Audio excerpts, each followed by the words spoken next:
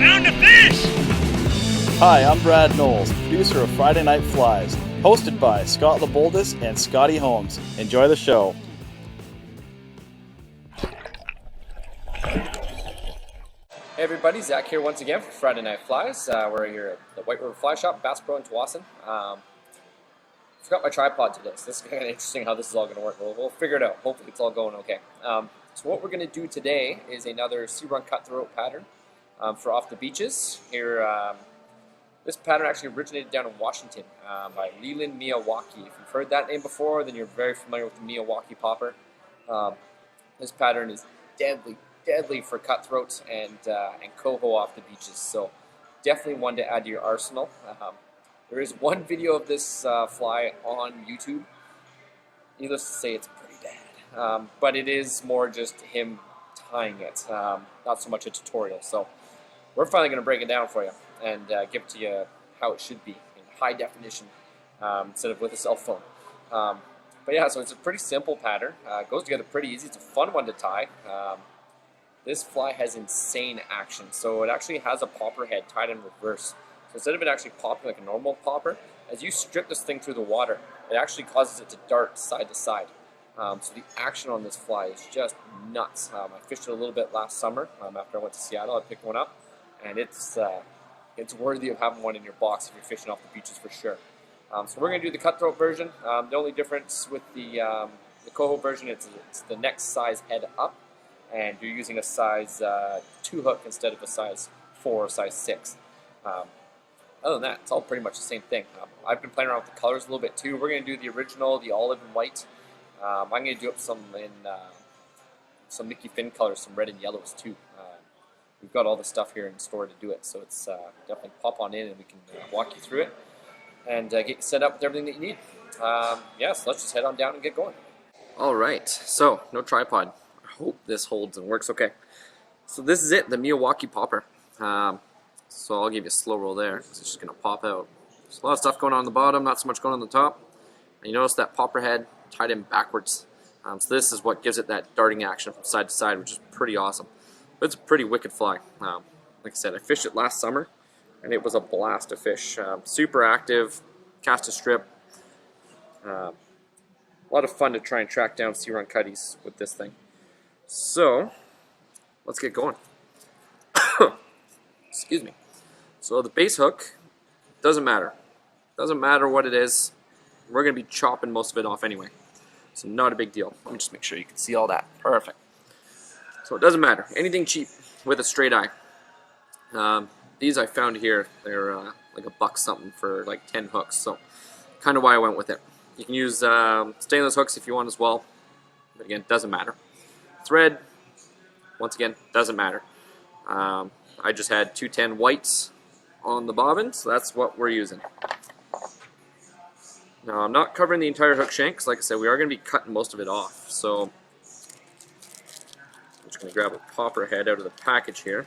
Basically, the way I judge how much thread I put on is by how big the head is. So I'm going to go a little less than what that is, so about there. And now we're going to attach our stinger hook. So all I've done is I've fed the butt ends through the eye and looped it over and pulled it nice and snug. So for the mono, just some 20-pound Maxima. This stuff is awesome. It should be in your box anyway, especially for leaders for salmon, steelhead. It's the way to go. For a hook, I'm using an OPST swing hook, size 4. These are wicked hooks. They come barbless. You can't really go wrong. In the original, he likes to use Gamakatsus. He explains the name of how Gamakatsu came to be, because when you stab yourself, you yell out, Gamakatsu. I wasn't going to do the joke, but I did it anyway. So there we go. So all we're going to do is we're going to place our stinger hook on top here. I'm going to do a couple wraps here just to kind of get this mono situated how I want. The length is all up to you. For me, I like to have the eye just shy of the bend there. I find that gives me a pretty good length of a fly. Again, this one's going to be for the cutties. So like I said, I'm using a size 4 hook. You can use a size 6 as well. For the coho, you may want to beef it up to a size 2. But with these OPST swing hooks, they are pretty strong. I think a size 4 will hold them. So now I'm just going to double back that mono. like so, and wrap down on it. And we're going to trim away those butt ends. So there's our main chassis for this fly. You can add some super glue if you want. By doubling it over, they're not going to pull out. So we're going to add some tail feathers on this one. So just a grizzly saddle, or cape, or whatever you got. Just find two that kind of match up in shape. And should have probably done this ahead of time. We're just going to roll with it. Just grab two that are similar. There's one, there's two. There we go. I like those two there. So the nice sides I'm going to have facing out. So I'm going to put the dull side to dull side. Like so. This is just like as if you're tying in a deceiver or anything like that with feather tails. So the length, I'm going to have it extend just past the hook there. So I'm just going to create a little tying point here. Just double check that's how far I want it. Looks good to me. When I tie these in, I'm going to put one on one side of the hook, one on the other. If you've been practicing your pinching loops, we're going to do that again. So I pinch everything together, a loose wrap, and I pull straight down. A couple of wraps just to secure that in. That looks pretty good to me. Might take you a little while to figure that one out. Just practice, practice, practice. I'm going to come in here with my scissors, trim away a good chunk of the fluff. I'm sure that just killed Dana a little bit using a perfectly good grizzly saddle. There we go, just wrap back on it a smidge. Now it's looking pretty good. So now we're going to add in some flash. So the first flash material is just some holographic Flashabou in silver, number 6991. Just to give you an idea. I'm going to take 2 strands. You can add more if you want. I'm going to stay pretty true to the original recipe on this one. 2 strands. I'm going to tie 2 on my side, but near the bottom of the hook shank. So I'm just going to get that roughly secured, get them lined up how I want them. Like so. I'm going to double it over. 2 on your side, again, near the bottom of the hook shank. I'm going to come in and trim these a little longer than the hackle tips. Now the second flash we're going to use is some crystal flash. It's in rainbow, so it's a bunch of different colors combined. Original recipe called for 2 strands. I'm going to add 3. Just I like things in odd numbers sometimes. I'm just going to select 3 there. Trim those out.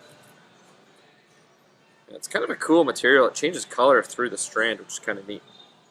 These I'm going to tie a little bit higher on the hook shank. So 3 on my side. I'll pull that over. 3 on your side. Have them tied in a little bit higher up. And just secure that all the way back. Now I'm just going to taper cut those, just so everything's not so even. Just make sure I got them all. Looks good to me. So there's our tail section. Now for what I would call the wing. So I'm using 3 materials. The 2 main materials is Icelandic sheep. So this stuff's from Superfly. It's an awesome material if you haven't used it. Great substitute for polar bear, which you can also use in this fly. But it's super, super wispy. Great for saltwater streamers. Basically, the trick with this stuff, you want to use more than you think, because when this stuff gets wet, it really slicks down into just about nothing. So I'm going to take a fair-sized clump here. That's a good chunk. What I'm going to do, I'm going to try to roughly find the midpoint. It's a little long. So what I'm going to do, I'm going to cut off about 3/4 of an inch, half an inch off the back. Save this material because it makes a wicked dubbing.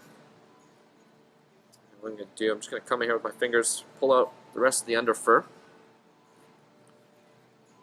And up at the tail end, there's going to be some really wispy stuff. I'm just going to pluck those out. So as you can see, we've got a nice tapered end and straight end. So what I'm going to do, I'm just going to even that out. So I'm just going to gently pull on it. I'm going to taper this material. So what I'm going to do, I'm going to double this over on itself. And we take some of that under fur out. So you want to have a nice little taper. we go. We got tapers at both ends. More underfur coming out. That's fine. So I'm going to tie this in so it extends just past the flash. So each section gets progressively longer. Do a few wraps secured on top. I'm not going to wrap it right to the eye because I'm going to pull this over. I want room for that popper head to sit in as well. I'm just going to pull that over. We're going to secure that down. Lock it down with some nice wraps. And what I'm going to do, I'm just going to take all that fern, I'm just going to roll up my fingers a little bit. As you can see, that kind of joins it all together. I'm going to split it on the hook shank, stinger hook, kind of like so. Oh, of course, move that one pesky half. There we go. So everything's kind of sitting how I like. It's looking all right so far. Now my second wing, it's going to be same thing, Icelandic sheep, but an olive. We've got this in a few colors here at the shop. Like I said, I'm going to do some in some Mickey Finn colors, so some yellow and red as well. We got yellow popper heads to go with it. So again, I'm going to take another generous clump, but a little less than what the white was. Same idea. Cut it nice and close. You can use craft fur as well. There's lots of substitutes that you can use for this fly. Of course, craft fur comes in like a billion different colors. And again, I'm going to trim off 3/4 of an inch or so. Clean out all that underfur. Again, save all that, use it for dubbing. Come in at the top here, take away some of these really wispy fibers. Right, again, I'm just going to taper this slightly. Kind of like so. Now this is going to go in right on top of the white there. So tie it in right on top. Again, I'm going to get this to cooperate here.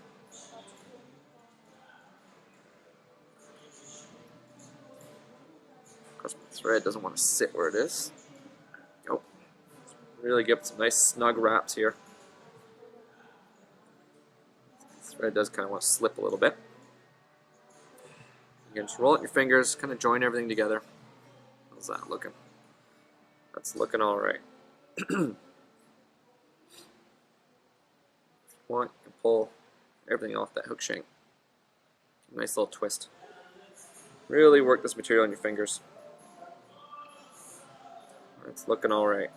So again, this stuff really shrinks down once you start fishing it. Like I said, use a little more than you think you need. I'll stop playing with that, that's going to bug me. And now to top it all off, just a couple strands of peacock herl. We've got 4 strands here. Just going to kind of roughly taper them. And these are going to sit right on top.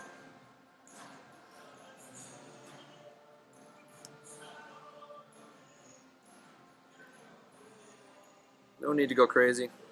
So if you ever see salmon fry, they always have a darker back, or any kind of bait fish for that matter. They always have a darker back on them, and they're progressively lighter as they go to the bottom. Just helps them camouflage a little bit into the water. Now that that thread's slipping on me, let's lock it all down. Let's do a whip finish. We're going to do the whip finish up top here.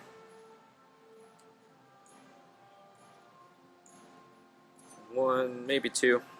We're going to coat this thing in super glue anyway, so 1 would probably be enough.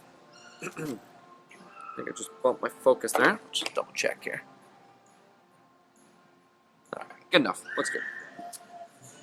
So, now the fun part. Putting on the popper head. So, I'm using a Rainey's Pee-wee Pops. So there's a mini pop is the next size up, I believe. They come in a couple different sizes. So you'd be using the small for the coho. And there's a trick to getting this on right. So since we've got a big bump here, we're actually going to take our scissors in the back. There's a hole that goes all the way through these and out through the front. Hopefully you can see it there. So I'm going to take my scissors in the back. I'm going to poke it through the hole that's already there. You want to be careful here because you don't want to stab yourself. Just get your scissors going out the point of that popper head. And all I'm going to do is just twist it a little bit. And this helps to hollow out that head a little bit more. Just makes it easier to put it on the hook shank. As as we go here. Slowly carve that out. It also kind of roughs it up a little bit so the glue will actually hold a little bit better. So as you can see, we've hollowed that sucker out. Now we're going to use everybody's favorite super glue, Zap-A-Gap. We're going to really give this a pretty good soak here. Kind of like so. Looks like I got a little bit extra there. Take some of these scrap hackles here. Brush that off just a little bit. And now I'm going to take this popper head and the long side, so it kind of angles, the long side is going to go on the bottom. So this I'm just going to squeeze on here. I'm going to pop it over that hook eye, like so. And I'm just going to squeeze that puppy to shape. Trust me, once this guy dries from that super glue, that head isn't going anywhere. Just going to make sure that it's sitting with that long point right at the bottom, just like so. There you go. Give you a little bit of slow roll. It looks a little unruly. Once you start fishing this, all the materials blend together. It is a pretty sweet fly, and a really fun one to fish at that. If you've never fished poppers before, this one definitely is a good one to start out with. There we go. Hook's kind of bugging me there. There's a little slow roll for you. You can see. I will part that hair and set that hook right in the middle. So now, since we're only allowed single barbless, or not single barbless I should say, here's the ocean, you're allowed multiple hooks, but I'm going to cut this guy down. So the reason why you find the cheapest hooks you can is you're literally cutting that right at the end of the popper head. Pop that sucker off. Here I'm going to place that hook and that fur right through, just like so. And there you have it, the Miyawaki popper. There's the other side there.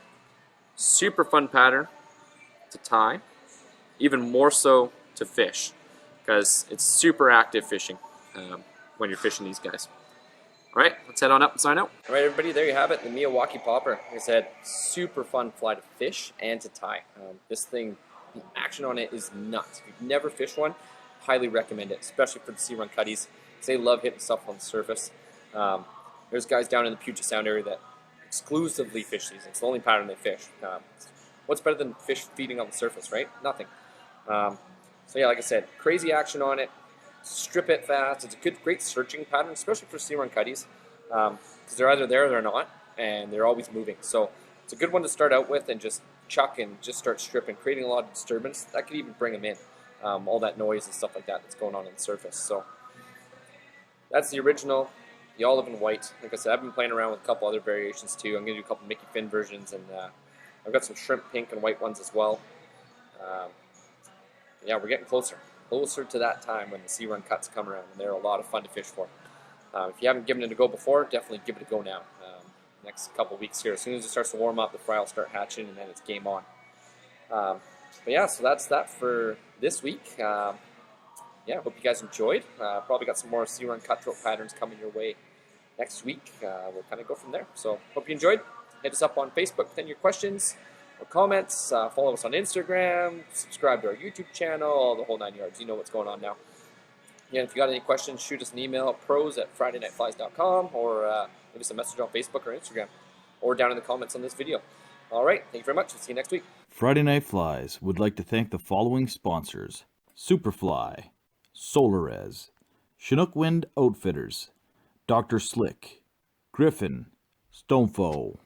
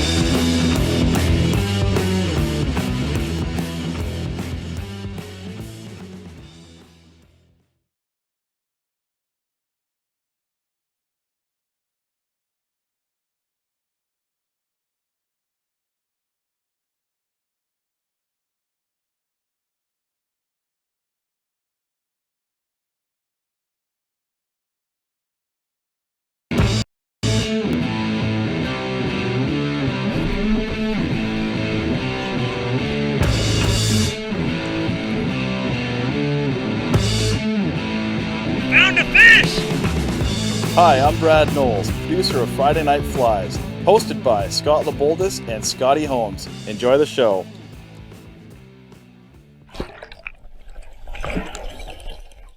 What's going on, guys? Sorry I missed you guys last week. Had a couple things to take care of, but I am back this week. Missed the minnow challenge as well. Sorry about that. And I even told Zach that I was going to tie a minnow this week, but guess what? I lied. I'm not going to tie a minnow. Gonna have to do what I want to do and what inspires me, and I'm going to be tying this, if I can get it to focus. There it is. This is Jack Dennis's Amy Ant. A pattern that's been around for quite a while, but was kind of made notorious and a little more famous back in 1999 for the Yellowstone Angler One Fly contest, where this fly won. After that, Umpqua picked up the pattern and started tying it commercially. I've only actually recently learned about the pattern myself, but I've been tying a whole bunch of them for my box. So today I'm going to tie one for you guys. So let's take her down to the vise and I will show you how it's done. All right, so we're gonna start this out on a 3 times long, just dry or nymph hook that was provided to me by Chinook Wind Outfitters. And I'm going to tie this with some gray UT or Danville 140. And we're just going to start it. We're just going to get a good coating down on this hook here. And we'll just cover it up as per normal down to roughly where the barb would be. And then back up. We just want to We're gonna put some super glue and some foam on here, so we just want to make sure there's something to bite into. So I have 2 pieces of foam here. These were both cut out with the, what are they called? River Road Creations foam cutters. They were given to me by Zach. So this is the number 10, and this is the brown, the darker brown is the 8. So what we want to do is we kind of want to line up our tail just hanging off the back a little bit. And then what we'll do is, right where our thread here is, we will get a couple biting wraps into that foam.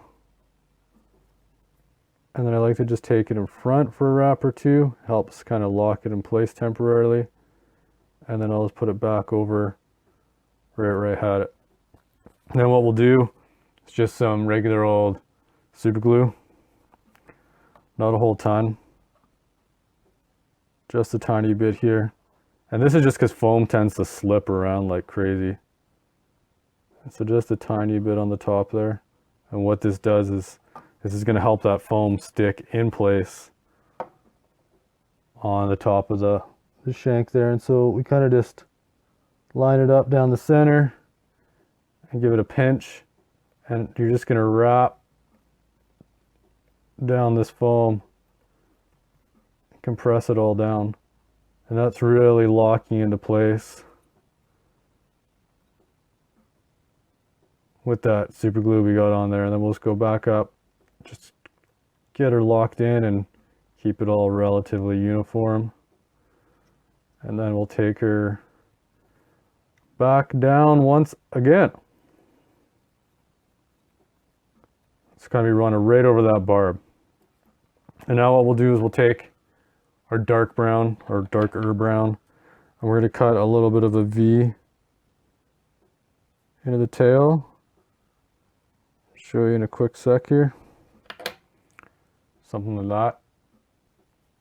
And what we're going to do is we're going to lay that on top, just slightly extending past the tan foam. And we want to get that wrap to go perfectly across. Pinch it down. Couple again in front. And bring it right back just to get it all locked down. There we go. Next step is we're going to add some Montana Fly Company speckled gray centipede legs.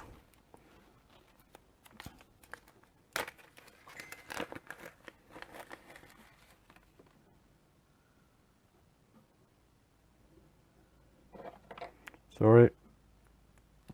So this is half right here. And what I'm going to do is I'm going to fold this in half as well. And just give it a cut. So what I like to do is I like to grab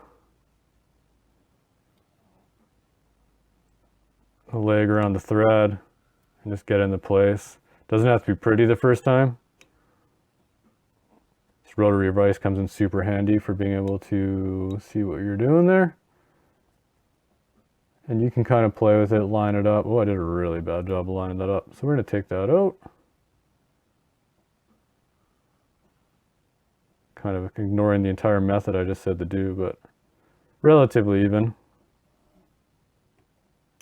Let's get a couple good wraps in it, and then we'll do the other half on the other side. And that's already relatively even, that one. So you don't have to worry about, like, really worry about placement of these, because we're going to put some other materials in there that's going to help push them around and stuff. And we can really pull them into place when we're kind of done. And now you want to just pull everything back and get your thread up front. So now the next material we're going to tie in is actually just a brown hackle feather. Relatively short fibers because you don't want to trim it if possible. So we will tie that in and bring it. You kind of have to pull all these back while you do this. You kind of want to tie it right back to the start of that foam. And then the next material is going to be some, I like this extra small pearl chenille brown. This was also provided by Chinook Wind Outfitters, of course. So then we'll just take some of that. Because it's so small, I don't really bother separating or cleaning off right down to the rope.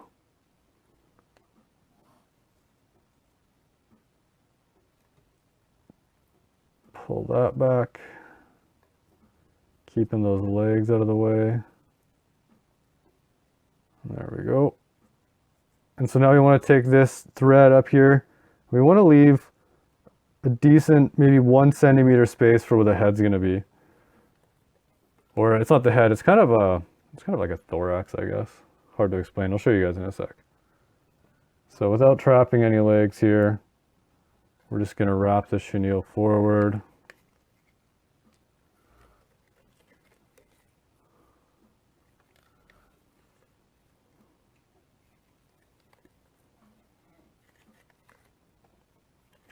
Nothing too exciting about this part, obviously.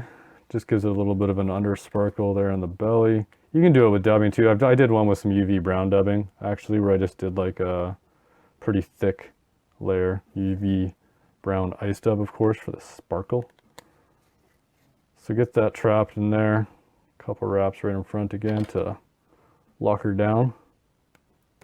Get that trimmed out. Then we will grab our hackle feather.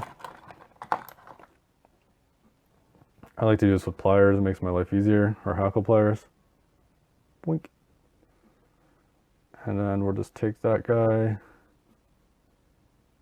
and just wrap her forward.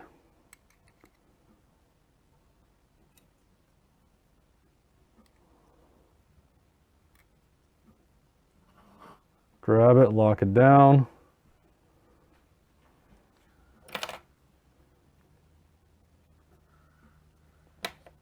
Cut the hackle feather out. Take that brown foam, pull it over top.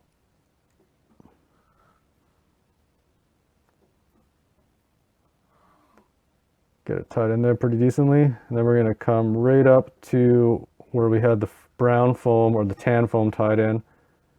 We're going to just lock all this down. You're going to crunch it all down, pack it all down. Oops. And they're just like that. So the next material we're going to use is just some pearl crystal flash from the lovely people over at Superfly. I like to grab maybe 4 of these because we're going to double them up in the end.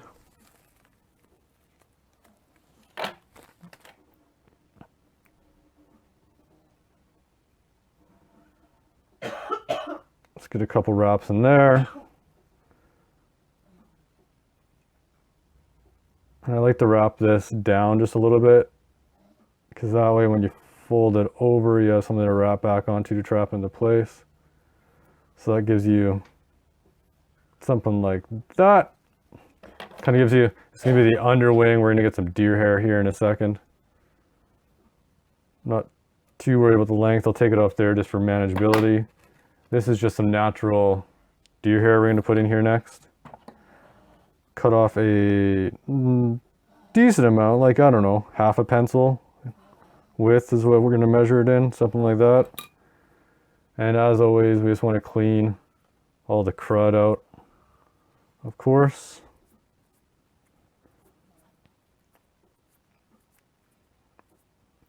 Sorry, I should be doing that on camera. We will put it in the old stacker.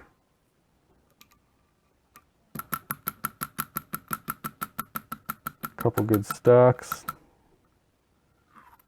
Out of the stacker it comes. Then we want to measure this kind of right to the back of that fly where that foam is. We want that wing to extend just past the foam. So now what I'm going to do, that I have that measurement, I'm going to switch hands and I'm going to cut that off. I'm going to do it in my waste basket, but I'll show you what I mean here in a second.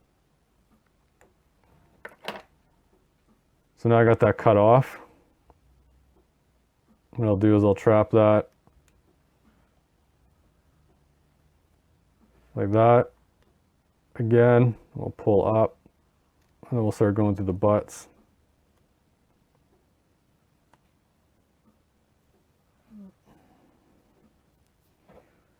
Really get it all locked in there. Then we'll take the thread to the front. And here you're just going to take a dubbing of your choosing. I got this cool life cycle box. It's actually mostly, it's supposed to be for nymph dubbings, but it's got some super cool colors in it. I don't know if you guys can see all those. This was also given to me by Chinook. I like some of the lighter cream colors for this portion, so maybe kind of up here. So I'm going to grab one. We're just going to dub on here.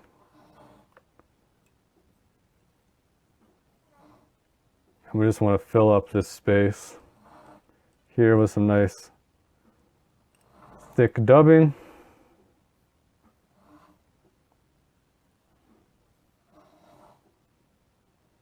A little bit more.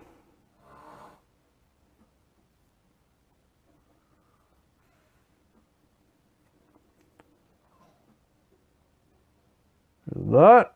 And then we will take this foam, pull it over, get it locked down. Don't snap your thread. Very important part to fly tying, not snapping your thread. At this point, we can definitely take this and trim it out to, you know, a little bit longer than the wing is fine. Could definitely get this all in your hands and pull it tight together. At this point, we can go the head. So the head, I'll flip this guys towards you. So what you can do is you just cut her off kind of straight and then give each of the corners a snip. It kind of gives you something like that. Next, we will add another set of rubber legs. Again, I'm just taking a half here and cutting it in half again.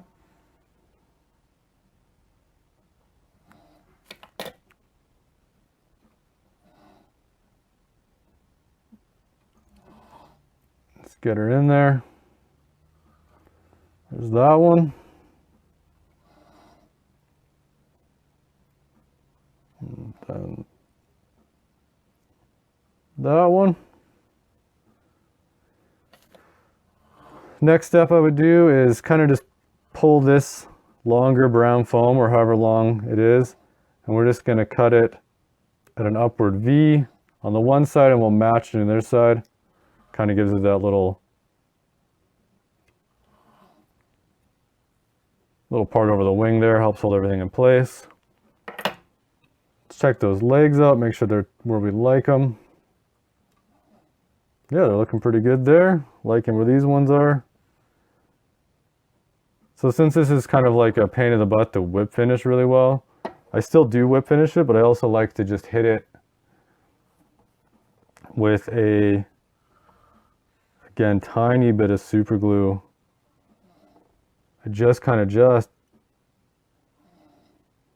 dabble a little bit on there with the thread. And then I got my last couple wraps in there, and just that super glue bites in, and it's never going to go anywhere, but I still like to hit it with the whip finisher. Just for a quick 1 or 2, maybe 3.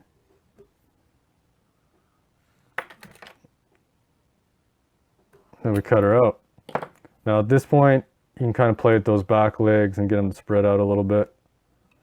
They're actually not too bad already. You can even up the lengths, play with the lengths of the legs, go crazy, spend all day playing with that thing. But there she be. That is an Amy's Ant, tied originally by Jack Dennis, is now sold by Umpqua, and I showed you guys how to tie it here. Super cool bug, and I hope she catches me lots of trouts this year. So let's take her up top and sign out of this one.